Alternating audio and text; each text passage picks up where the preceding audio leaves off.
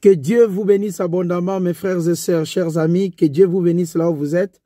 Bienvenue à la conférence 1 heure pour Dieu, la croyance authentique. Je vous présente mon ami Manuel. Tu peux dire bonjour et regarde là-bas. Voilà, que Dieu vous bénisse abondamment de la part de Manuel. Moi, c'est votre bien-aimé monsieur Guy Ambangito de Baba Motiga. Aujourd'hui, nous allons parler des jugements. Quand vous voyez une situation, chacun apporte toujours son point de vue. Comme Manuel est là, s'il me voit, je suis en train de marcher calmement, il va toujours me dire « Ah Guy, est-ce que tu es malade ?» Ça ne va pas? C'est la même chose. Moi, je peux te voir, te demander « Manuel, est-ce que ça ne va pas ?» Par rapport à ça, on a toujours un jugement par rapport à ce qu'on voit. Mais la réalité de la parole de Dieu, c'est autrement. C'est pour cela, dans la parole de Dieu, le jugement que l'homme peut accomplir par rapport à Dieu, il y a toujours une différence énorme. Le point de vue de Dieu n'est pas celui de l'homme. Le point de vue de Dieu est spirituel, le point de vue de Dieu est réel et vrai. Tout ce que Dieu désire dans la vie d'un homme, c'est la réussite, la prospérité, la santé. Tout ce que Dieu désire, c'est le bonheur dans la vie de chacun de nous. Aujourd'hui, nous allons partager cet enseignement qui s'intitule « Les jugements ». Que Dieu vous bénisse abondamment. Nous allons lire 1er Roi chapitre 3, le verset 15. On va regarder ici l'histoire de Salomon. Et nous allons comprendre que la sagesse, c'est la connaissance appliquée. Et la connaissance que nous parlons, c'est la connaissance de la parole de Dieu, de Genèse 1.1, en Apocalypse 22.21. Chacun de nous devant une situation apporte toujours un jugement. Mais il y a un jugement charnel, il y a aussi un jugement spirituel. Un jugement spirituel est de Dieu. Le jugement charnel est le point de vue de l'homme. Mais nous, en tant que des enfants de Dieu, le meilleur jugement que nous pouvons faire attention, c'est le jugement de Dieu. Que Dieu vous bénisse. 1er Roi chapitre 3, nous allons lire l'histoire de Salomon et comprendre que Dieu est avec nous. Nous sommes que des meilleurs. Salomon s'éveilla, le verset 15. Et voilà les songes. Salomon rêvait en Jérusalem et se présenta devant l'arche de l'alliance de l'Éternel. Il offrit des holocaustes, des sacrifices d'action de grâce. Il fit un festin à tous ses serviteurs. Alors 2 femmes prostituées vinrent chez les rois et se présentèrent devant lui. Ici, Manuel, nous voyons dans cette histoire que 2 femmes prostituées se présentèrent devant le roi Salomon. Le roi Salomon est le fils du roi David. Alors Dieu l'avait choisi de diriger, mais quand il avait un problème, Dieu lui avait demandé qu'est-ce qu'il voulait parce qu'il était un bon serviteur. Il a demandé à Dieu la sagesse. Il n'a pas demandé l'argent. Mais nous allons regarder quand le point de vue de Dieu prend l'avantage. Tu verras la différence. Comme tu me regardes, si tu me vois triste, tu diras peut-être je suis malade, n'est-ce pas? Mais nous allons voir maintenant les jugements de Dieu. Si on te présente 2 personnes, tu vois l'autre qui parle trop et l'autre qui est calme. Selon toi, Manuel, en regardant, si on te dit entre les deux, quelle est la bonne personne, tu diras c'est qui? La personne calme. C'est lui qui est calme, n'est-ce pas? Voilà. Et ça arrive toujours dans la vie. Or, quelqu'un peut être calme mais créer des gros problèmes pour les autres. Et l'autre peut parler trop, mais ne crée pas de problème. C'est toujours le point de vue de l'homme, les jugements. Maintenant, nous allons regarder les jugements de Salomon, le serviteur de Dieu. Alors, 2 femmes prostituées vinrent chez les rois et se présentèrent devant lui. L'une des femmes dit, « Pardon, mon Seigneur, moi et cette femme, sa voisine, nous demeurions dans la même maison et je suis accouché près d'elle dans la maison. 3 jours après, cette femme est aussi accouchée. Nous habitions ensemble. Aucun étranger n'était avec nous dans la maison. Il n'y avait que nous 2. Le thème de notre enseignement est le jugement. Nous sommes en train de partager cet enseignement ensemble avec Manuel, mon ami, afin que nous puissions comprendre des choses de la vie, comment ça se passe. Le fils de cette femme est mort pendant la nuit parce qu'elle s'était couchée sur lui. Elle s'est levée au milieu de la nuit. Elle a pris mon fils à mes côtés, tandis que ta servante dormait. Ici, nous voyons les 2 femmes. L'autre avait accouché avant, mais elle s'est endormie sur son fils. Et le fils est décédé. Et qu'est-ce qu'elle a fait? Elle a échangé. Il doit avoir un jugement. Nous allons voir le point de vue de Dieu. Suis bien, c'est incroyable ce qui s'est passé. Elle s'est élevée au milieu de la nuit. Elle a pris mon fils à mes côtés, tandis que ta servante dormait. Et elle a couché dans son sein. Et son fils qui était mort, elle a couché dans mon sein. Le matin, je me suis levé pour aller allaiter mon fils, et voici, il était mort. Je l'ai regardé attentivement le matin, et voici, ce n'était pas mon fils que j'avais enfanté. L'autre femme dit, au contraire, c'est mon fils qui est vivant et c'est ton fils qui est mort. Mais la première répliqua, nullement, c'est ton fils qui est mort et c'est mon fils qui est vivant. C'est ainsi qu'elles parlèrent devant les rois. Manuel, à cette époque, si toi ça t'arrive, par rapport à cette époque, pour savoir à qui l'enfant appartenait, qu'est-ce que tu allais faire? Bah, des ADN. L'ADN. Voilà. Mais à l'époque, il n'y avait pas d'ADN. Oui. Donc ça demandait une sagesse élevée. Il n'y avait pas d'ADN. Toi-même, tu as dit la solution aujourd'hui, il n'y avait que l'ADN. Mais à l'époque, il n'y avait pas l'ADN. Et là, nous allons voir que le point de vue de Dieu n'est pas celui des hommes.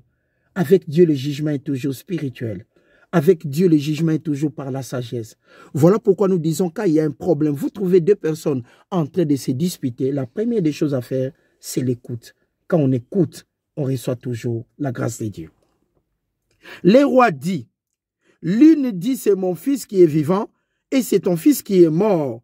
Et l'autre dit nullement, c'est ton fils qui est mort et c'est mon fils qui est comment? Vivant. On a posé la question à Manuel, lui il m'a répondu qu'il y a l'ADN. Aujourd'hui, il n'y a aucun problème dans ce genre de situation. Mais à l'époque, il n'y en avait pas. Donc ça devait être tranché par la sagesse de Dieu, afin qu'il y ait justice. Le thème de notre enseignement est le jugement, l'équilibre dans la vie, le point de vue de l'homme, la différence entre le point de vue de l'homme et le point de vue de Dieu. Tout ce que l'homme voit droit, ce n'est pas nécessairement ce que Dieu voit. J'ai demandé à Manuel, entre quelqu'un qui parle et quelqu'un qui est calme, qui est bon? Il m'a répondu, c'est celui qui est calme. C'était son point de vue. Mais on a vu des gens qui ne parlaient pas, qui ont commis des dégâts incroyables. Les jugements de Dieu. Les jugements qui est le point de vue de Dieu dans la vie. Quand il y a un problème dans la vie, il faut savoir écouter. Le roi Salomon a écouté les deux femmes. Et à conclusion, il a dit, l'une dit, c'est mon fils qui est vivant et c'est ton fils qui est mort. Et l'autre dit, nullement, c'est ton fils qui est mort et c'est mon fils qui est vivant. Maintenant, regardons les jugements spirituels selon le point de vue de Dieu. Puis le roi ajouta, apportez-moi une épée. Et on apporta une épée devant le roi. Comment tu trouves ça? Salomon a demandé qu'on lui apporta une épée. Selon toi, il doit faire quoi avec? C'est quand même bizarre, non? C'est l'histoire de choisir entre deux femmes qui se disputaient un bébé. Mais le roi a attendu. Il a écouté. C'est la première des choses qu'il a fait. Pour juger, vous devez écouter dans la vie. Selon la parole de Dieu, quand nous écoutons, c'est à ce moment-là que nous pouvons apporter la meilleure des solutions. Si deux personnes se disputent, tu n'écoutes pas, tu viens directement, tu dis, ah, lui, il a raison. Il y a quand même une erreur, n'est-ce pas? Maintenant, regarde toi-même, Manuel, le roi demanda une épée. Comment tu peux imaginer? Pourquoi? Il risque de savoir qu'il est avec l'enfant, non? Ah oui, voilà. Mais lui, il a demandé maintenant une épée. C'était incroyable. Mais regardons, tu vas voir, c'est magnifique. Il ajouta, apportez-moi une épée. On apporta une épée devant le roi. Et le roi dit, coupez-en deux l'enfant qui vit. L'enfant qui était en vie, le roi Salomon demanda qu'on coupe l'enfant en deux. C'est incroyable, non, Manuel? Couper l'enfant en deux, ça veut dire l'enfant allait mourir, n'est-ce pas? Mais regardons la suite pour comprendre. Et donnez-en la moitié à l'une et la moitié à l'autre. Le roi a dit, il faut diviser l'enfant en deux. Prenez la moitié, donnez à l'une et ce qui reste à l'autre. Alors la femme dont le fils était vivant sentit ses entrailles s'émouvoir pour son fils. C'est comme toi. Ta mère t'aime beaucoup, non? Ta mère est prête à se sacrifier pour toi, n'est-ce pas? Moi aussi, ma mère, c'est la même chose. Mais au moment où je suis en train de te parler, ma maman a passé des moments très très difficiles à l'hôpital. Maintenant, elle va bien. Mais l'amour que ta maman rend disponible pour toi, comment tu trouves ça, l'amour de ta maman pour toi? C'est quand même incomparable, n'est-ce pas? Il y a rien de plus grand. Voilà. Oui. Tu ne peux même pas comparer ça à quoi que ce soit. Tu témoignes toi-même l'amour de ta maman envers toi. Et toi maintenant, si on te dit de donner à ta mère quelque chose, qu'est-ce que tu vas lui donner? Mon amour, c'est ce qui est ton amour aussi. Voilà, c'est la même chose pour cette femme. La femme dont le fils était vivant sentit ses entrailles s'émouvoir pour son fils. Et elle dit au roi, « Ah, mon Seigneur, donne-lui l'enfant qui vit et ne le faites point mourir. » Mais l'autre dit, donc la maman que l'enfant appartenait, a dit au roi, non, non, ne coupez pas l'enfant en deux. Donnez à l'autre. Pourquoi? Pourquoi elle a dit ça? Parce qu'elle voulait que son fils reste en vie. Tu as compris, Manuel? Le plus grand cadeau qu'on peut donner à sa maman, c'est quoi? De l'aimer. Et tout simplement. Et comment ça se présente chez toi? Si on te dit que tu aimes ta maman, comment tu peux prouver ça aux gens? Bah, c'est logique. C'est logique, n'est-ce pas? Par des actes que tu peux commettre vis-à-vis de ta mère. Donc l'amour qu'on a vis-à-vis de nos mamans ou nos parents, c'est par rapport à ce qu'ils ont fait aussi pour nous. Des sacrifices énormes.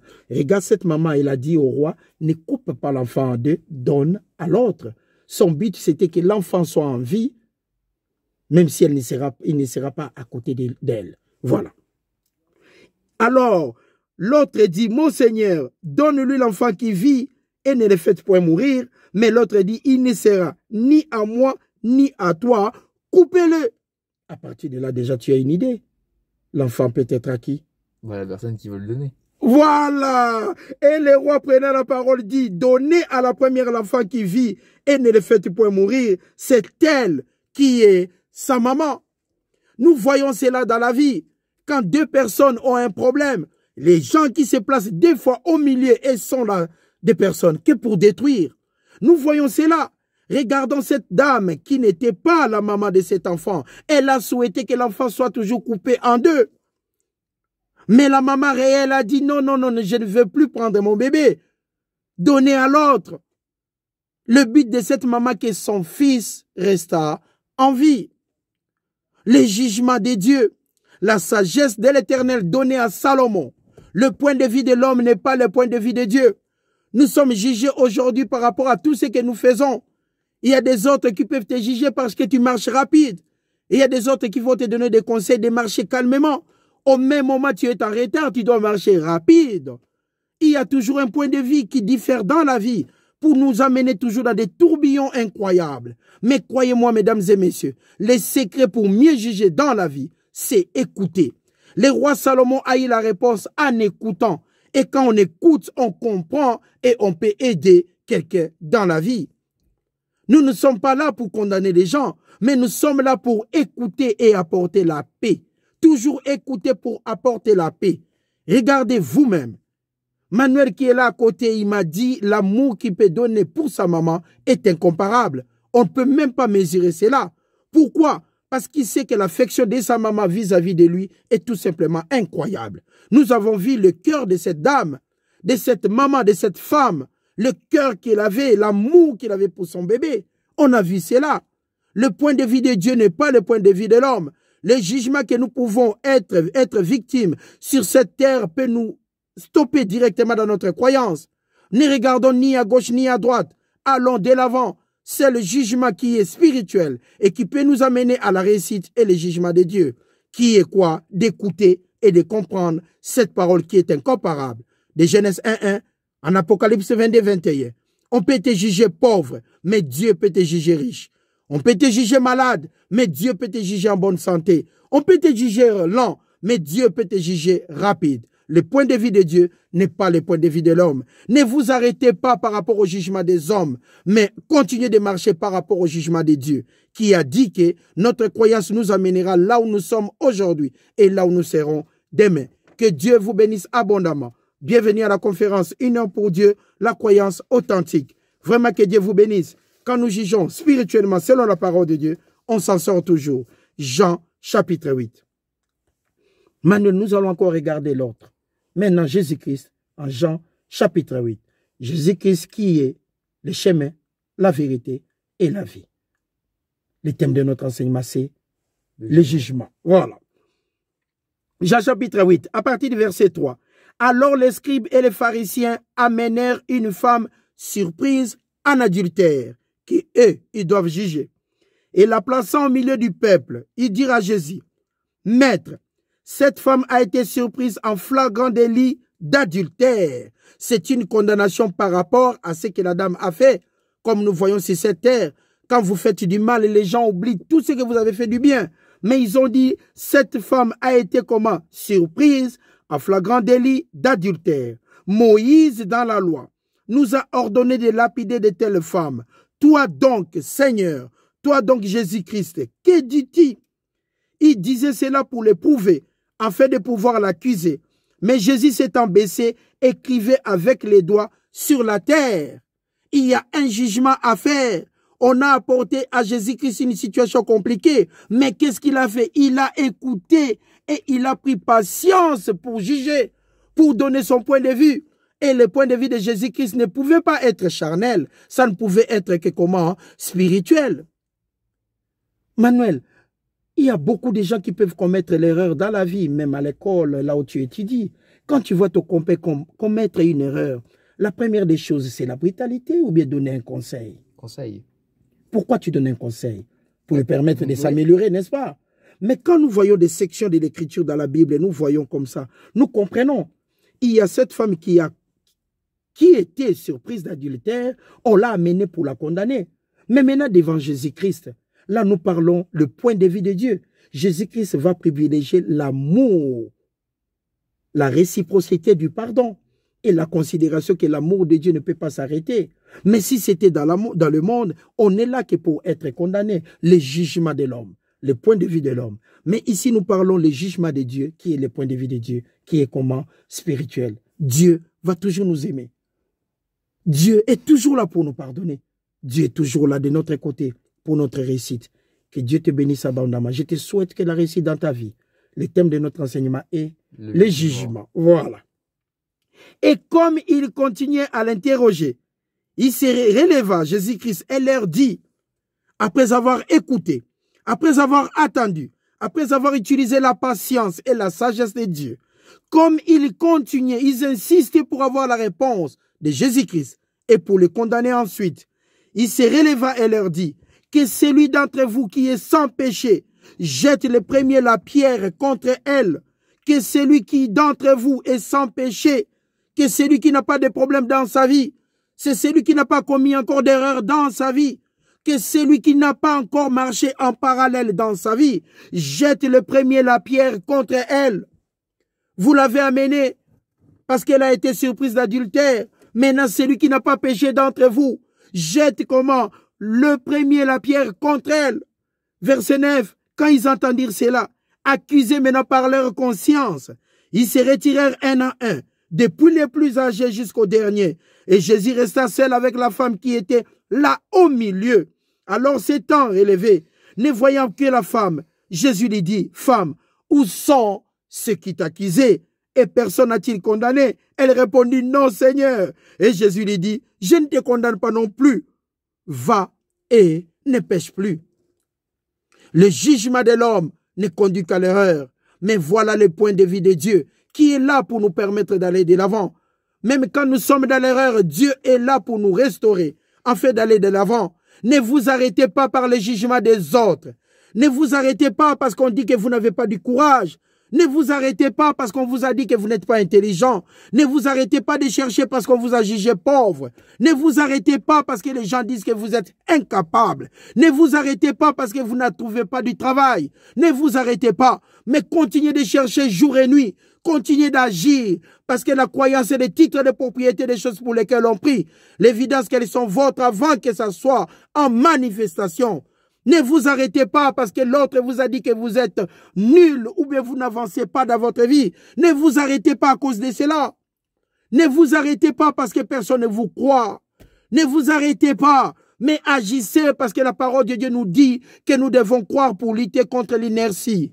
Un croyant, un chrétien ne s'arrête pas à cause de la pauvreté, parce que la vie de demain appartient à l'Éternel. Christ en nous, c'est l'espérance de la gloire. Christ en nous représente la réussite. Dieu en Christ en nous, nous sommes des incorruptibles. Dieu en Christ en nous, il n'y a que la richesse en nous. L'Esprit de Dieu en Christ en nous restera toujours incomparable. Ne vous arrêtez jamais. Que Dieu vous bénisse abondamment. Nous allons lire les livres de Job 33. Job 33, le verset 14. Dieu parle cependant. Dieu, quand on a des problèmes, notre Dieu nous écoute. Et Dieu parle cependant, tantôt d'une manière, tantôt d'une autre. Et l'on n'y prend point garde.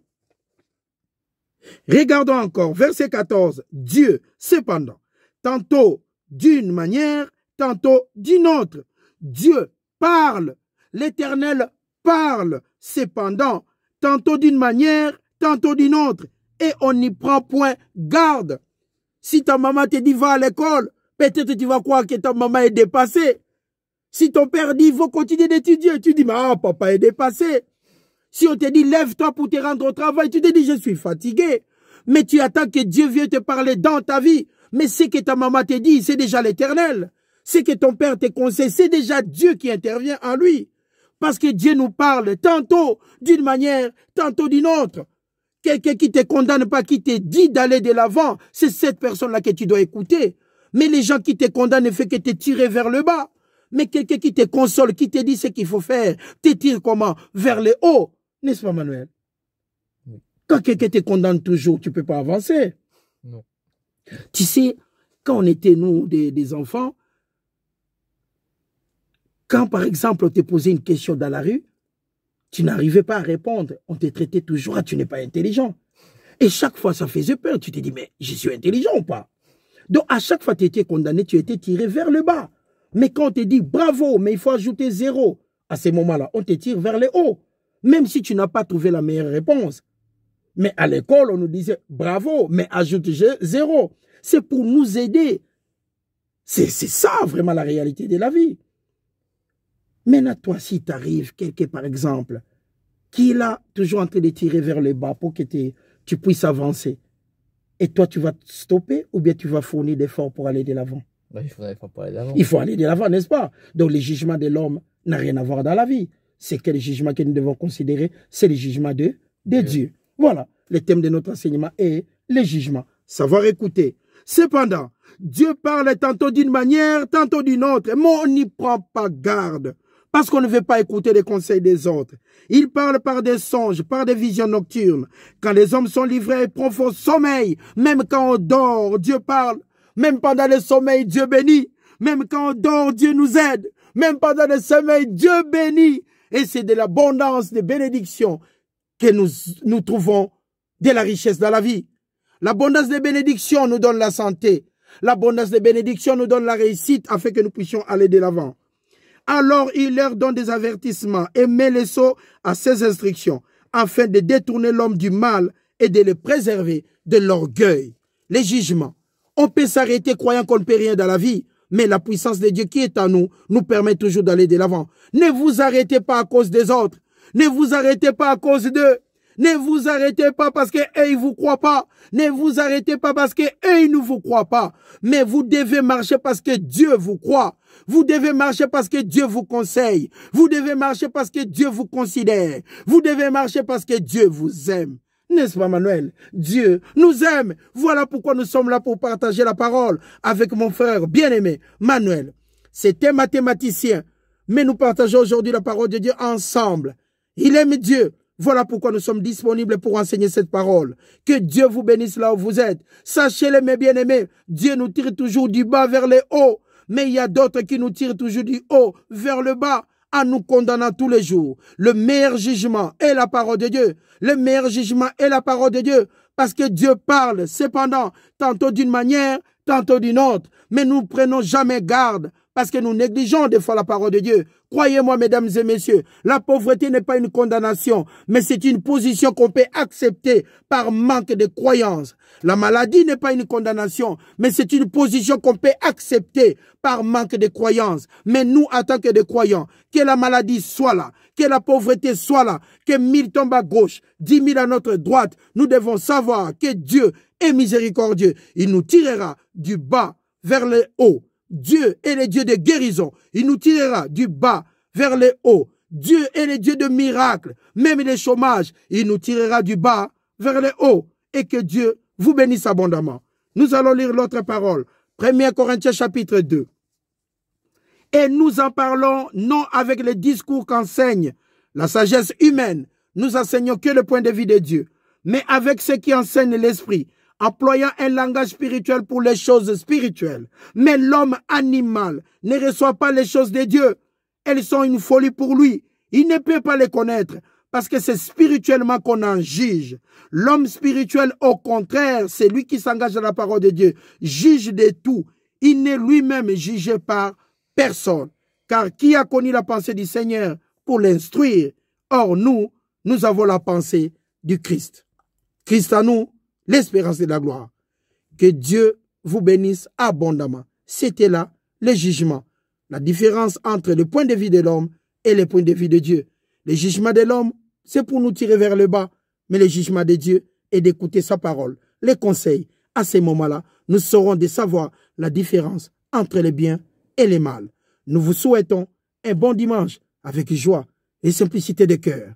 Manuel, tu peux leur dire aussi avec joie et simplicité de cœur. Regarde-là pour leur saluer. Un bon dimanche avec joie et simplicité de cœur. Voilà, merci à vous. Au revoir. Au revoir. Au revoir.